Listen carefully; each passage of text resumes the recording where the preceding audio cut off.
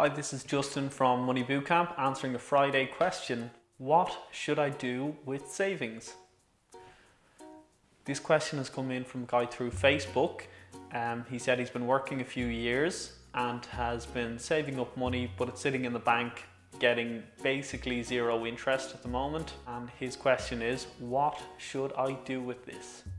The first thing to consider with your savings is to keep an emergency fund in place. So if you have an emergency fund, great, we'll look at moving on. If you don't have an emergency fund, make sure you just keep at least 1 to 2 months expenses put aside. So for you, that could be 1,000, 1,500, 2,000 euro, whatever your expenses are per month. Make sure you have 1 or 2 months of expenses put aside into an account you can access as your emergency fund.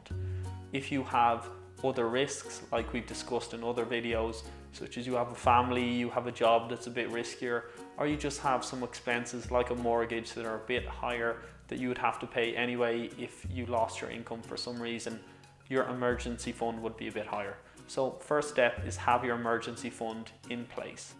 If you don't have an emergency fund in place, this is your initial savings. So when you put some savings together, the first bit of savings you have is going to be your emergency fund.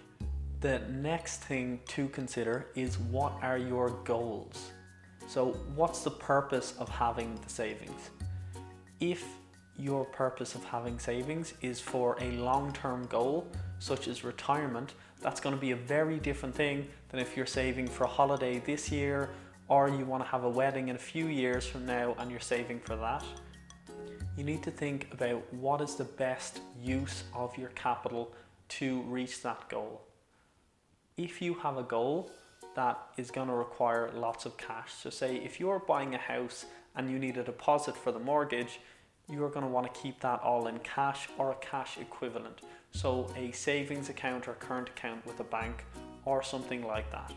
If you have a longer term goal, such as retirement, that might be 20, 30, 40 years into the future, you might think about putting it into a different place that might get you a better return over the long term, such as certain investments, saving products with bank or insurance companies, or longer term savings account with banks where you might have to keep your money in for longer terms, but you're guaranteed better returns because of this. Another question to ask yourself is, do I need access to this money? So if you're planning for a short-term goal, you're going to need access to it. So say you're saving for a house deposit, you're going to need to be able to access this money within the next few months, the next year, 2 years. So you really want to keep that in cash. If you have a situation like saving for retirement where it is a long time away and you may not need to access that money, a pension or certain investments could be a great way to go about this, because you don't need the access. So you really need to think about what level of access you're going to require for your money to reach your goals, but also if something else goes wrong or your goals change. The last thing you need to think about here for where you're putting your savings is the term involved. We've touched on this already, but the amount of time you're putting your capital away for. If you're putting your money away for retirement, which is decades away, you're going to have a very different asset allocation.